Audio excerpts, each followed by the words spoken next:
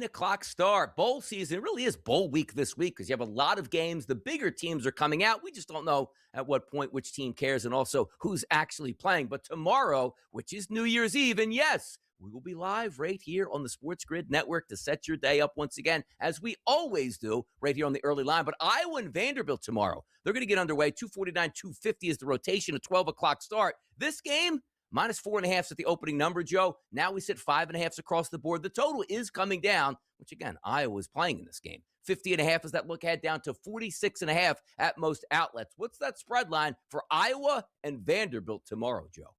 Well, it's interesting, Don, because initially we saw a lot of people lining up to back Vandy, right? SEC team, Diego Pavia, they 10-2. A lot of people thought they should have been in the college football playoff. And yet, you mentioned it. We haven't seen a whole lot going on with this towards Vandy. If anything, we've seen it lock steady here at about 4.5. And why? Well, don't underestimate Kurt Ferentz and Iowa in bowl games. He's already 6-2 against the number in December in bowl games as of recently. And listen, they match up pretty well. They don't have a ton of people dropping out and not playing in this game. So don't think for 1 minute Kurt Ferentz will not have Iowa ready to go. The sexy pick is Vanderbilt, the SEC team with a chip on his shoulder. But I got to tell you, the pros, Donnie, appear to be all over Iowa to show up and do what they always do, play suffocating defense, great special teams, and before you know it, you're losing on the scoreboard. Yeah, only about 25% I'm seeing of the tickets coming in on Iowa. So hint, hint, the public is loving themselves some Vandy and the boys, but maybe Iowa could be the play. One thing we do know about Iowa, like the corn-fed programs, like when Wisconsin shows up to a bowl, they want to get down and dirty and play well. Same thing with Iowa. We'll see if that really measures out because this is like a Super Bowl to them. Arizona State and Duke, 2 o'clock tomorrow, the Tony the Tiger Bowl. That's from UTEP, Texas El Paso here, the Sun Bowl. And look at this. I got a 1.5-point look ahead from Duke, now up to 2.5, and 3's now coming through in the marketplace, Joe, and a total of 49.5. Duke won the ACC. Their surprise here was, we ain't going to the playoff. We're going to the Sun Bowl, baby.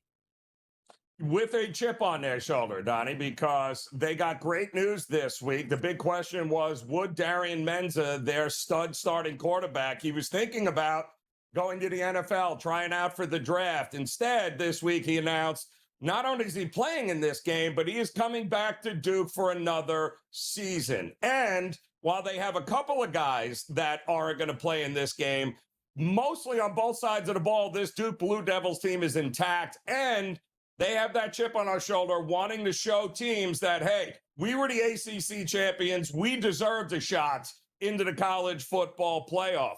Having said that, I don't know who's playing for the Sun Devils, Donnie. Everybody is gone. Who's anybody? Their starting quarterback, Sam Levitt's already in the transfer portal. He is out. Jordan Tyson, the number one receiver in the he's gone. Both sides of the ball, massive, massive exits. They just don't. It's a skeleton crew that Arizona is playing. But now that Menz is in, you're going to start seeing a lot more Duke money hit the marketplace before kickoff tomorrow. 3 o'clock tomorrow, Michigan and Texas in the Cheez-It Citrus Bowl. We take a look at this game at the opening numbers. Texas around a 5.5-point favorite. We're now seeing 6.5s and mostly 7s in the marketplace as a favorite towards Texas. The total in this game up from 46.5 at that lookout number at 48.5 in the marketplace. But understand this, Michigan has a lot of transition going on right now. Sarkisian in Texas, Arch Manning coming back next year. Does Texas deserve to be a favorite of around 7? What's your spread line here, Joe? Well, they were 4.5, 5 at the look ahead, and now, of course, they're 7 because we have absolute total dysfunction with the Michigan Wolverines. Chip Lindsey, the offensive coordinator, he's gone, took the same job at Mizzou. We all know about Sharon. He's out of there. Whittingham is going to be the new coach. He's there already, but he also has to be where Utah's going to be playing in a bowl game later this week. There's just instability all over the place. New play callers, new everything.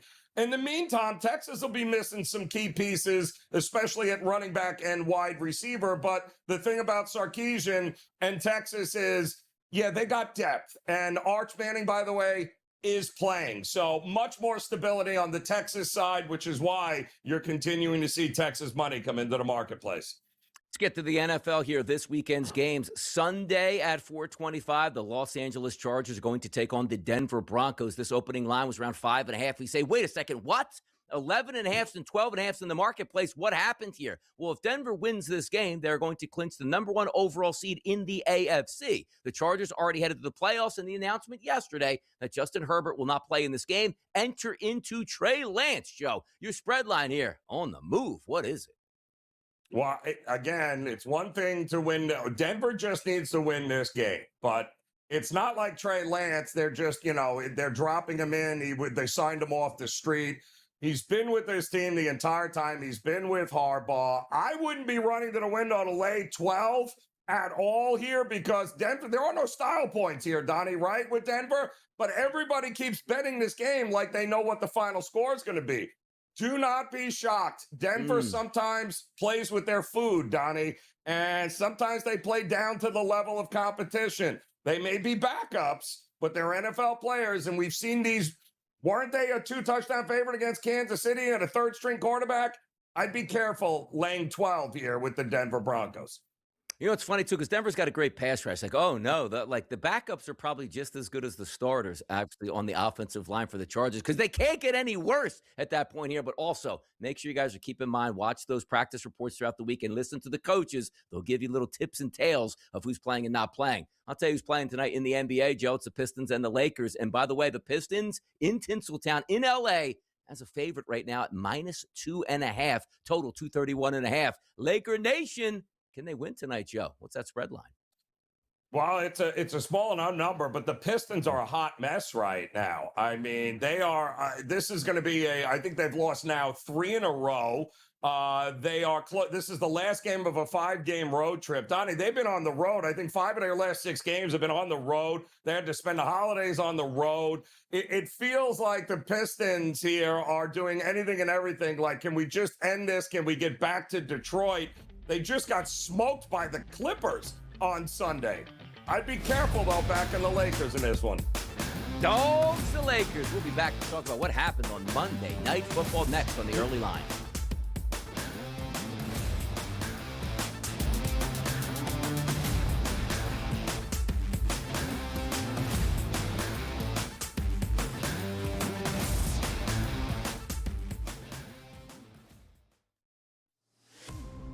They have by far the highest ceiling out of any team in the league.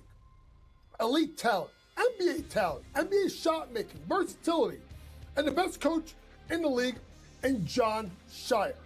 They can beat you in multiple ways. Half court, full court, running gun, walk it up. And they out-execute you, maybe except for that game versus Texas Tech. College basketball today, only on SportsGrid. When did we become, so bitter that we can't accept another man's apology? We make mistakes all the time. And as a grown man, you have to say, I'm sorry every once in a while. And it's okay to say that.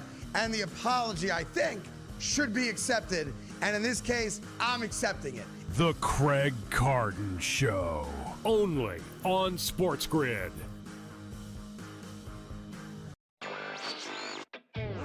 The Chicago Blackhawks of the National Hockey League are now official partners with Kalshi. It takes effect this week. Each side can use the other's intellectual property for co-marketing purposes, and Kalshi will be promoted during home games at the United Center and on Blackhawks broadcasts. First of its kind, certainly probably not the last as well. Newswire, only on SportsGrid. Arvil Reese at 8%. I got to tell you right now, I have no idea who that is or if they're playing a joke on me, Joe. Yeah, that's going to be interesting Who is that? here, but I have no idea. Do you even know? But no idea. But don't you have to pick the Heisman winner, Donnie? Isn't that like the rule of thumb if you're going to take a quarterback? Is he not the best quarterback? The Early Line, only on SportsGrid.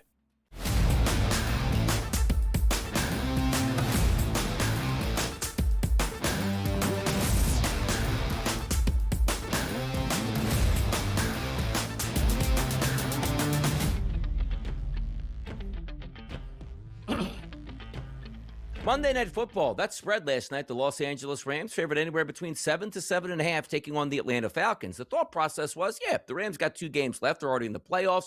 They can improve their draft seed, but I also thought there was one caveat, Joe Ranieri, that I saw yesterday, which I found was very interesting, and more so of, if the Rams go out and beat the Atlanta Falcons, did you know that the Rams actually have the Falcons' first-round pick via a trade? So if they go beat the Falcons, they actually improve their standing in the playoffs, Joe, and also in the draft process, because the Falcons would lose, therefore lose their draft standing, and you move up a couple spots. That's the way it works.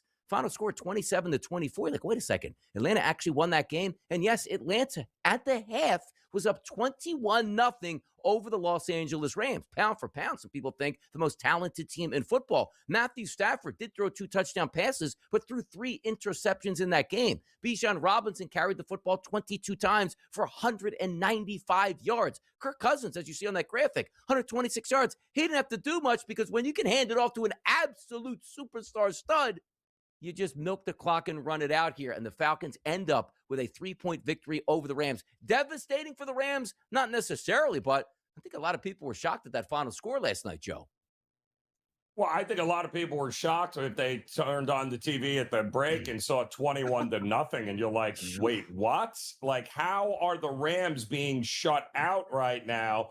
And it wasn't good. I mean, kudos. I think his first interception, Stafford, was returned 34 yards, a pick six touchdown by Jesse Bates, right? And I think the Rams also at one point had a blocked field goal return for, I think the first time they've had that. It wasn't good. I mean, they didn't get their first points till about 11 minutes into the third quarter, Donnie, where they got a field goal and the first touchdown didn't happen until about the 5-minute mark in the third quarter, where he finally threw a touchdown pass to Terrence Ferguson. So it was an uphill battle. They kind of got smacked in the face quickly by Atlanta.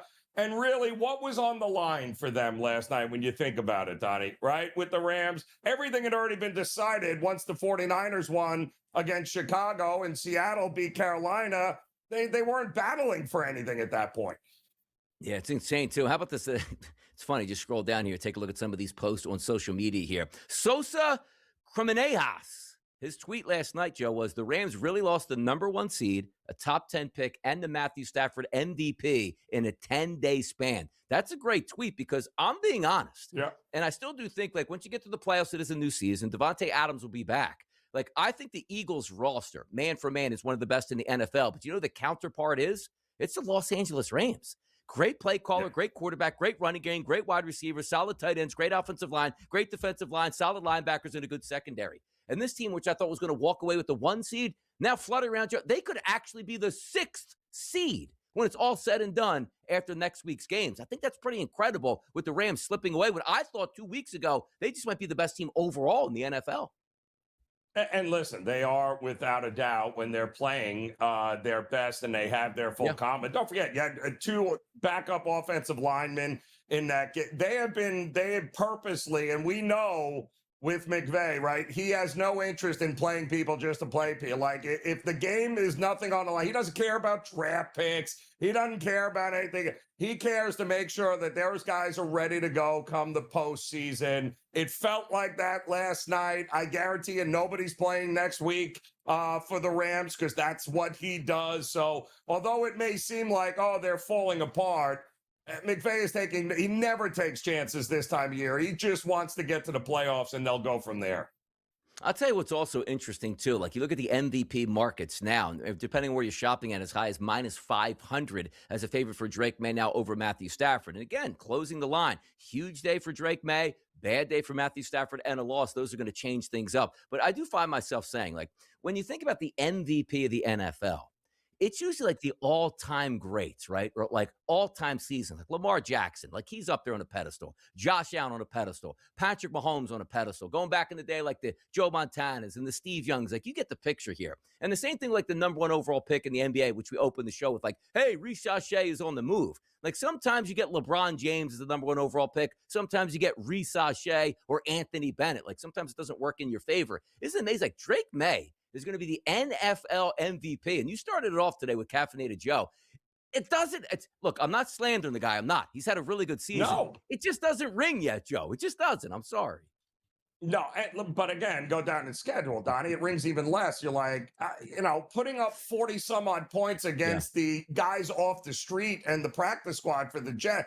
It's nice, Pat standing, but it's that's not MVP to me. By the way, the market for Coach of the Year is Vrabel and Shanahan, the two cakewalk schedules in NFL history. Those guys are up for it. How about that? We'll be right back.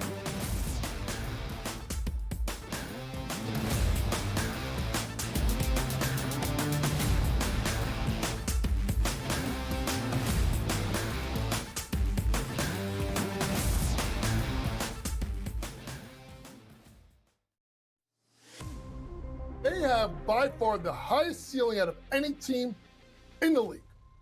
Elite talent, NBA shot making, versatility, and the best coach in the league in John Shire.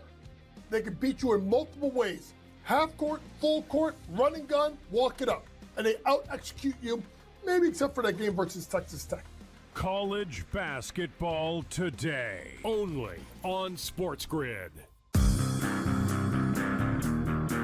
Whether we become, so bitter that we can't accept another man's apology. We make mistakes all the time. And as a grown man, you have to say, I'm sorry every once in a while. And it's okay to say that. And the apology, I think, should be accepted. And in this case, I'm accepting it. The Craig Carden Show, only on SportsGrid.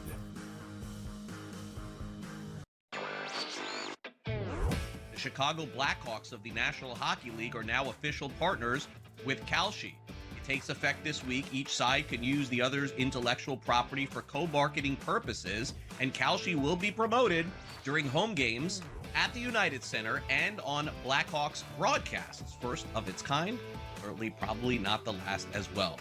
Newswire, only on SportsGrid. Arvel Reese at 8%. I got to tell you right now, I have no idea who that is if they're playing a Joe Coleman show. Yeah, that's going to be interesting. Who is that? Here, but I have no idea. You even know? But no idea. But don't you have to pick the Heisman winner, Donnie? Isn't that like the rule of thumb if you're going to take a quarterback? Is he not the best quarterback? The Early Line, only on SportsGrid.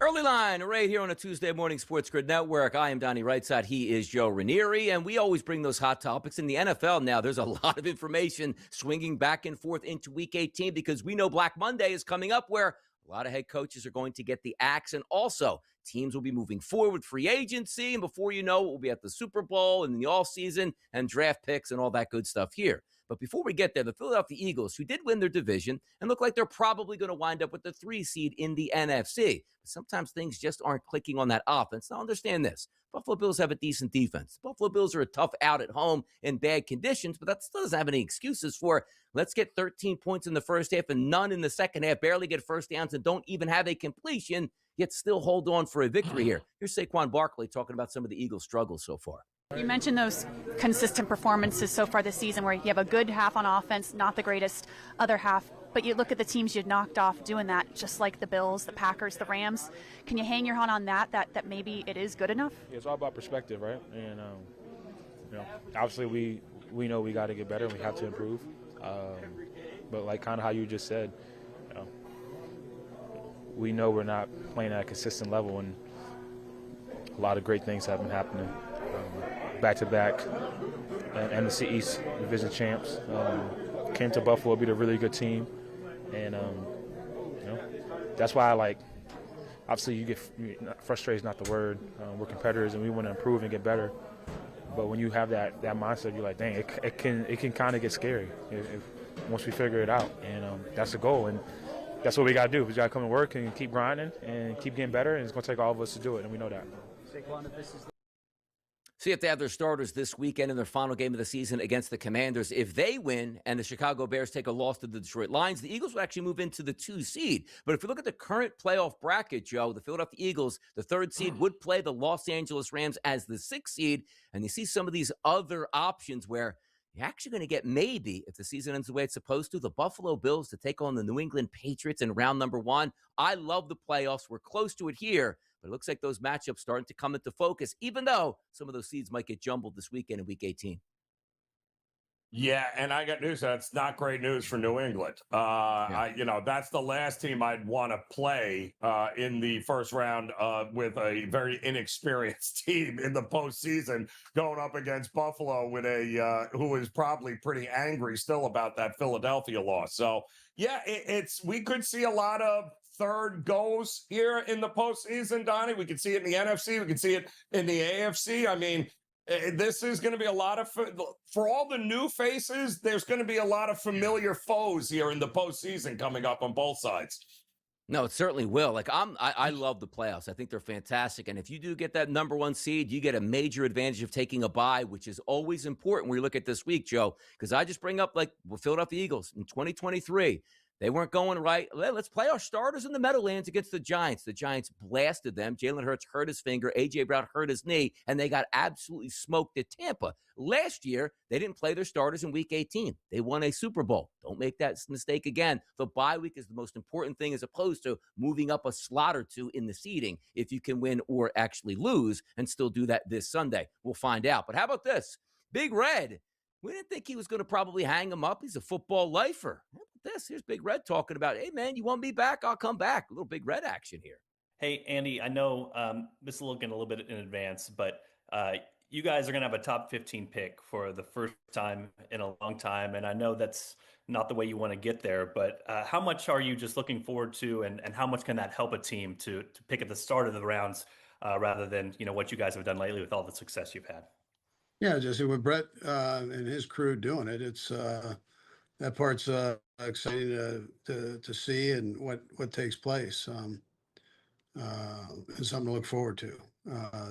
You're right; it's not where you want to be, but it is where we are, and we've got good people doing the picking, headed up by Brett. That's some exciting. Hey, Big Red, you're getting the 15th pick. He's like, great, a backup guard. Looks like it's going to be great offseason for us here. Yeah. Thanks. Yeah, great. Another guy for the practice squad. I'm excited. But listen, I think Andy knows, they do have to hit the reset button. And by the way, he's been here and done this before with teams and organizations, right? I mean, it wasn't like he came to Kansas City and they automatically had Mahomes. This whole thing started because he convinced the Kansas City Chiefs to move up to actually get Mahomes. Nobody else wanted him. And if I'm not mistaken, Danny, I think he was right around, they were a mid-level pick, but he traded and said, we got to go up and get this kid. And they ended up I think, with the 10th pick. So he's been here and done this before. I think Kansas City will be just fine. The hardest position to find, Donnie, they already have and don't have to worry about it. Exactly. Re-up that offensive line, get the musical chairs done, get some guys that can be solid next year. You'll be just fine with Big Red calling the plays and Patrick Mahomes probably coming back in the month of September. Let's take a look at Aaron Glenn. The question's going to be now is, will he be coaching the Jets next year in the month of September? Understand this. NFL organizations will say, all right, it's a 5-year contract. Here's what we give our coach. But money matters. And if you're going into an off season after the season the Jets had, with no excitement at all, as if we're building something, sometimes those coaches do get the axe, regardless of what the owner said just a few short weeks ago. Now, sometimes, Joe, you can't have it both ways. Like a Jets fan, you probably want them to tank. They're doing a really good job of that by not even being competitive at this point. But at the same time, you sort of want it to be, yeah, we're not competitive winning games, but it looks like we have a future. We might have found our quarterback. We got a good foundation. Nothing is going right. And by the way, there was a clip going around talking about Aaron Glenn, like, we're going to play my way. And they asked him, like, this year did they actually play your style of football? They didn't really have an answer for it, which is always a bad thing. Look, you don't worry. I got to strike a check, Joe, for $25 million to make this coaching staff away. That's pennies on the dollar in the NFL. Do you think Aaron Glenn comes back next year, like after 1 year, which was a disaster? But didn't we want it to be a disaster? Wasn't that the goal? Well, it was, right? But to Woody Johnson's credit, he has never wavered from his support of Aaron Glenn and this season. But I think, that will turn rather quickly because they're coming into an offseason, Donnie. They'll have $90 million plus in cap space, right? They have a boatload of draft picks. So it's not only Aaron Glenn, but it is also, don't forget, he asked Aaron Glenn's approval when they hired Moogie, too, as well, the general manager. So yeah, they better nail the draft. They better nail the offseason, because if this shows up again at any point next year, I think then we're having a different conversation. Aaron Glenn is a defensive coordinator. Now, here's the interesting thing. Like, I didn't mind the hire by the Jets because they giving a guy a chance here. He's pretty loud in the room, can, speak and get his points across. Well, let's not act like he was running a Detroit defense like it was the steel curtain of the 1970s. Yes, they were injured, but yes, they were a sieve. So it's okay. The one thing we know the Jets will probably play really hard on defense. Look at some of these stats. This doesn't compute, Joe.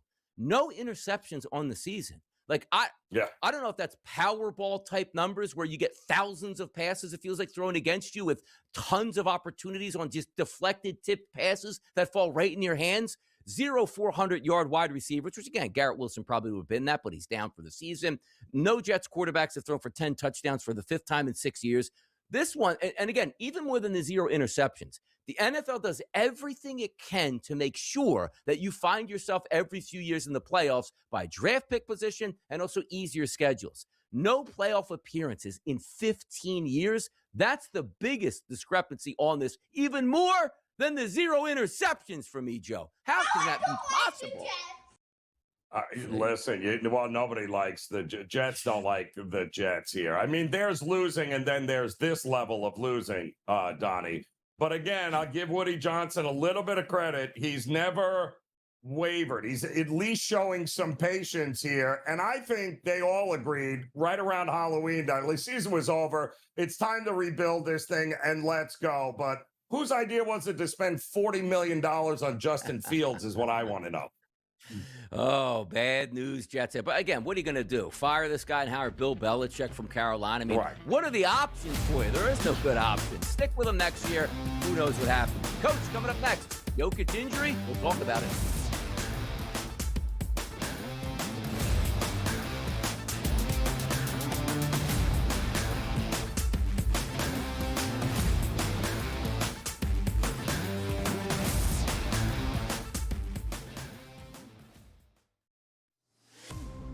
They have by far the highest ceiling out of any team in the league. Elite talent, NBA shot making, versatility, and the best coach in the league in John Shire. They can beat you in multiple ways: half court, full court, running gun, walk it up. And they out-execute you, maybe except for that game versus Texas Tech. College basketball today, only on SportsGrid. Whether we become, so bitter that we can't accept another man's apology. We make mistakes all the time. And as a grown man, you have to say, I'm sorry every once in a while. And it's okay to say that. And the apology, I think, should be accepted. And in this case, I'm accepting it. The Craig Carton Show, only on SportsGrid.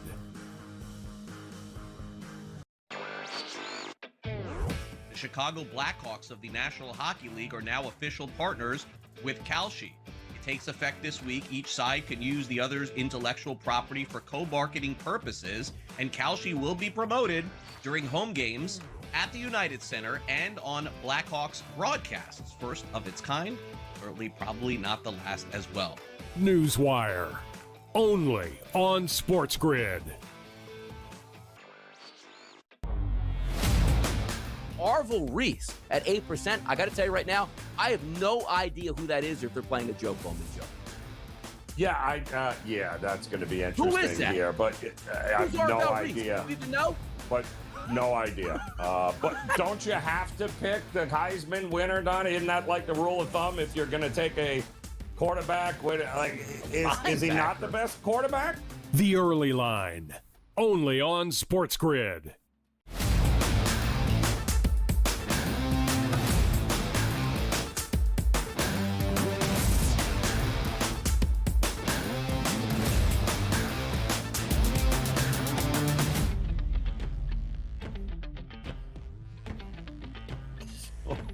Oh, having some fun on a Tuesday morning. Did you know tomorrow is New Year's Eve and the start of the new year here, the SportsGrid Network? We got you covered on all topics of the NFL. You got it. NCAA basketball, you got it. You can even take a look at hockey, you got it. But now, it's not right side, it's Joe Ranieri. Let's talk some NBA action. He's the coach, James Young, rising and grinding with us early. Coach, how we feeling today? Love you. Feeling good. Yeah. You guys had me, shaking my boots, talking about my Jets, who are just the epitome of pain and sadness. But there's no pain and sadness when JY comes on the show with you guys.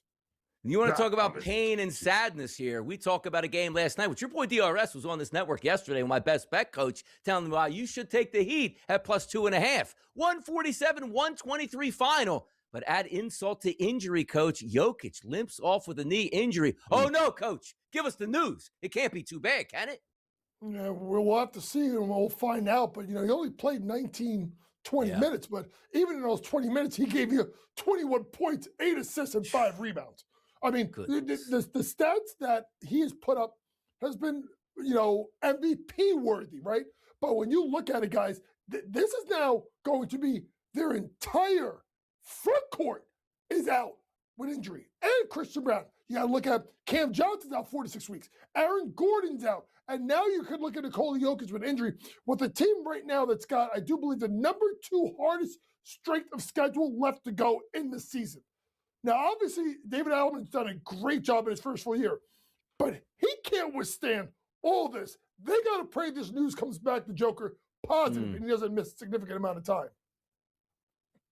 Well, Coach, apparently they have figured it all out with the Lakers, right? I mean, JJ Redick gets mad. They don't play any defense. So they beat up on the Sacramento Kings. Congratulations. Well, they got Detroit tonight. I don't know how much they're going to beat up on them. Still no Austin Reeves, but are you buying that they've turned a lead? Now this is the defensive LA Lakers? What are you thinking? Absolutely not. You think beating the Sacramento Queens all of a sudden is going to make your team relevant again? And here's the thing. There was a clip that's going around social media about 2 years ago when JJ Redick ripped into Doc Rivers about the same thing about throwing his players under the bus. You actually think that press conference after that blowout loss to Houston motivated LeBron James? I'm not the biggest LeBron James fan. Everybody knows that. But that was LeBron James basically saying, indirectly or directly, keep my name out of your mouth. And he went out and had that performance. I'm not sold on the Lakers. I'll be honest with you. Their defense still stinks. And we'll see tonight versus the Detroit team that looks really bad against the Clippers a couple nights ago. That is going to be a big spot for a team that in the Lakers, who I think can't stop anybody. And now with Austin Reeves out, now have to have more ball-dominant play of Luka Doncic and LeBron James. Coach, I want to swing it over to the Eastern Conference and bring up a team here. Obviously, the Detroit Pistons in first place in the conference, 24-8. The New York Knicks, we expected to be good as well, 23-9. Then there's the Boston Celtics in the 3 spot at 19-12. The expectations coming into the season where we don't know what we're going to get, but this might be a bad season. Is this a buy-on team looking forward? Also, the probabilities of making some moves at the deadline and then adding Jason Tatum late in the season. Are the Celtics a team we should look out for? And sitting at 19-12, were you surprised that, after this amount of games that they're hanging around and actually the 3 seed in the East? Well, listen, they've played really good basketball. Obviously, winners, I think, of 7 of their last 10 games. But when you look at it overall with them, Jaylen Brown has stepped up. Pretty Pritchard going into the starting lineup. They need front court depth. I know they lost Tatum, right? But to me, just as much importantly, losing Porzingis, Horford, and Luke Cornet, losing your 1, 2, and 3 center, that's a lot to overcome. So we have to see what Boston does at the deadline. But for them, Joe Mazzola has shown that he can coach. And it is a wide open East. Because at the end of the day, you don't trust J.B. Bickerstaff in the playoffs. And the Knicks, we still got to see if they can defend at a high level come playoff time. So if you're Boston, might as well hang around in the East and see if you can win it. But I would caution folks about rushing Jason Tatum back from that Achilles injury. You got to take. It's interesting that you talk about Tatum coming back, but you're not hearing anything about Tyrese Halliburton or Damian Lillard. It's almost like let them rest. I think they got to make sure they pump their brakes on bringing them back. How much more, Coach, can the market overvalue the Knicks here? Because they won again last night, but I think that's 7 straight they have not covered because the market just puts their numbers through the roof here. Is it time to start selling high on the Knicks in spots like this until those numbers start coming back down? Yeah, I think what you need to do is sell on the Knicks actually team total overs. And just look at because their offensive efficiency is really, really good. Listen, if you would have told me going into like 3 weeks ago that I would be saying the names of Kevin McCullers Jr., Tyler Kolek, Mo Diawara, I would be like, Mo who? Mo Rivera? He plays for the Knicks now? So when you look at what they're doing, it is a spot where you have to maybe bet them in game, guys, because you'll find a way to win with Brunson, but with these cast of characters, what the Knicks have shown is take their team total over if you want something full game, but also look at the fact that their coaching was very subpar in regards to development beyond your star players under Tom Thibodeau. Tom Thibodeau's, as long as Mike Brown does this, the worse Tom Thibodeau's looking as a coach of the Knicks during his tenure. Looks like the Western Conference here pretty stacked up at the top. The Eastern Conference, a lot more question marks. But, Coach, this is the time I want to talk to you about my Philadelphia 76ers, losers of 3 straight games. Joel Embiid's new contract just kicks in. He can't stay on the court. When he's on the court, he slows down the young kids here. What's the optimum outlook for the Philadelphia 76ers? And is Joel Embiid just going to be an albatross for 3 straight years, weighing this team down now? You have to find a way to get him healthy and get him up out of the door maybe after this year.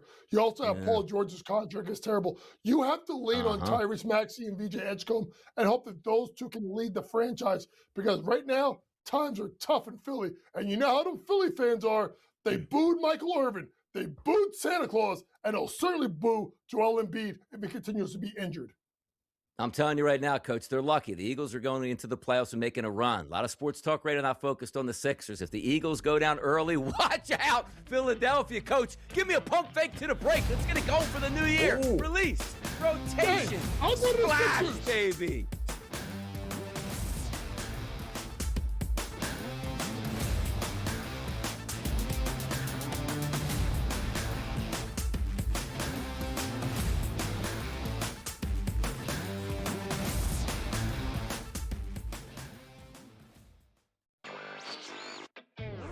The Chicago Blackhawks of the National Hockey League are now official partners with Kalshi. It takes effect this week. Each side can use the other's intellectual property for co-marketing purposes, and Kalshi will be promoted during home games at the United Center and on Blackhawks broadcasts. First of its kind, certainly probably not the last as well. Newswire, only on SportsGrid.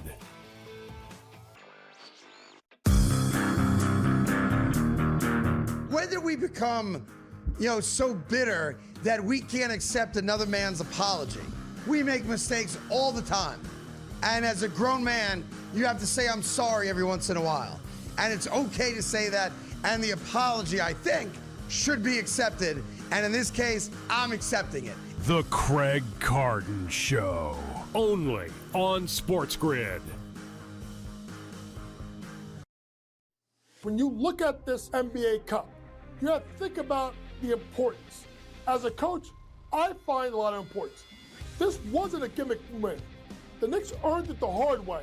And it matters in April as Mike Brown continues to build that culture in New York.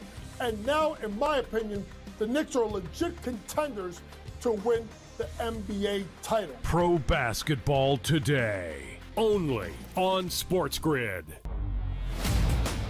Arvil Reese at 8%. I got to tell you right now, I have no idea who that is or if they're playing a joke on me, Joe.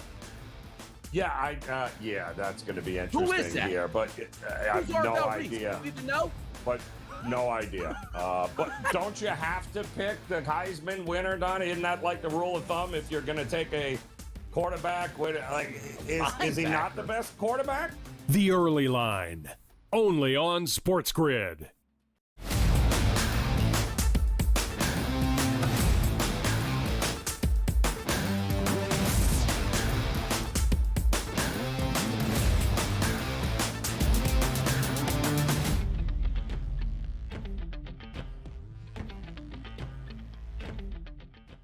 got some classic college football bowl games today, Joe. At least the name there, the Independence Bowl, the Music City Bowl, the Alamo Bowl, a triple header on deck that starts at 2 p.m. today. Next game, dinner time, 5:30 p.m. Eastern, and then 9 o'clock tonight, with the nightcap being USC and TCU. Game number 1, Coastal Carolina and Louisiana Tech. The Radiance Technologies Independence Bowl, which has the Louisiana Tech squad, a 10.5-point favorite today, and a total of 49.5. Up a little bit on the opening numbers, Joe, around that 7.5, 8.5 range, now up to 10.5 in double digits. La Tech Coastal. Any opportunities here, Joe, for some scores?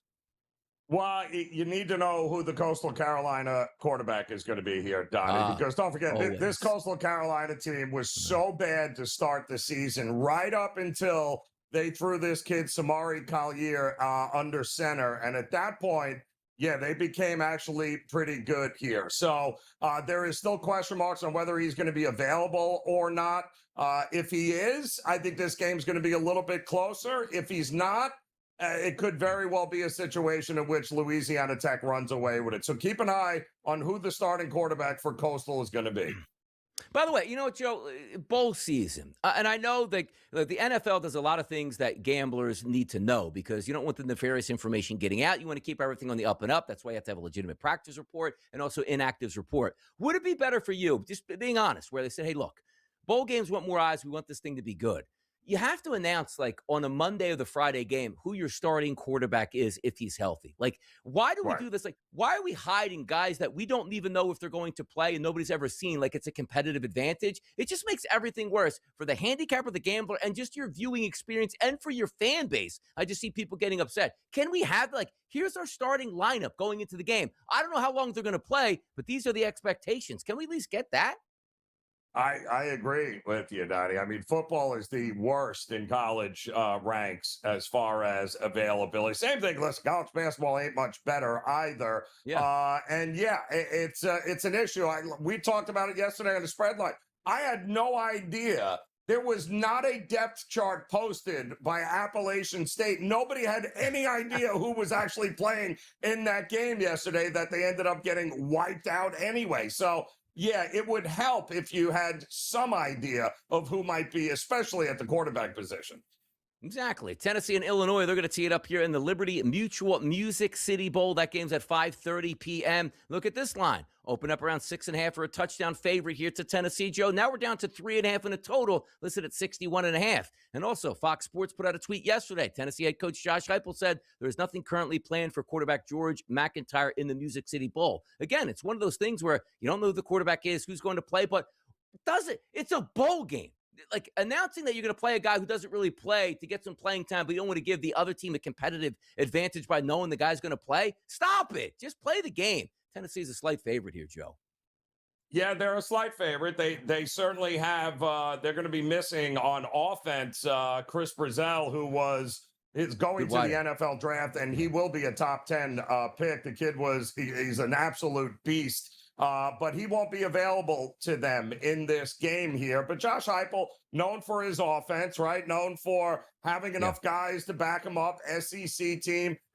The thing with Illinois is they're an older team, a lot of upperclassmen. Luke Altmaier is only going to be missing one offensive lineman. Everybody else from this Illinois team is playing in this game. So Tennessee could have their hands full here. By the way, 32 degrees, too. Bowl games. Supposed to be nice weather, man. Freezing cold down there in Nashville. See if they can get it down. USC and TCU, the Alamo Bowl. Remember it, Joe. It's USC and it's TCU. Touchdown favorite here for SC, coming in at -6.5 and a total. That's actually dropped, Joe. Look ahead line, 60.5 or so. 55.5's on the board. SC and TCU. Hey, Joe, tell me, are there any more question marks coming up in this game, too? Ton of question marks. Well, we know at least we know who's not playing for USC, and that would be every one of their top 3 receivers, pass catchers, like, you name it, running backs. All of those guys are gone. Why? Because they're heading to the draft. So these guys are all legit NFL talents. That's kind of hard to replace. But USC, if they have anything, Donnie, they got a ton of receivers. They got a ton of running backs. Those skill position guys, it'll just be next man up. TCU doesn't have their quarterback, Hoover. He's moved on, and that's a big problem for TCU. But this line hasn't moved, Donnie, all week at 6.5. Nope. 3 games today. You got 5 games tomorrow. One of those games is a college football playoff game. And I think we know who the starting quarterbacks in Miami and Ohio State will be. Isn't that refreshing? We'll take that look at that game and much more tomorrow on the show because we will be live giving the people the information that they need on, New Year's Eve, getting ready for New Year's Day. We'll be right back. Top of the hour on the way next.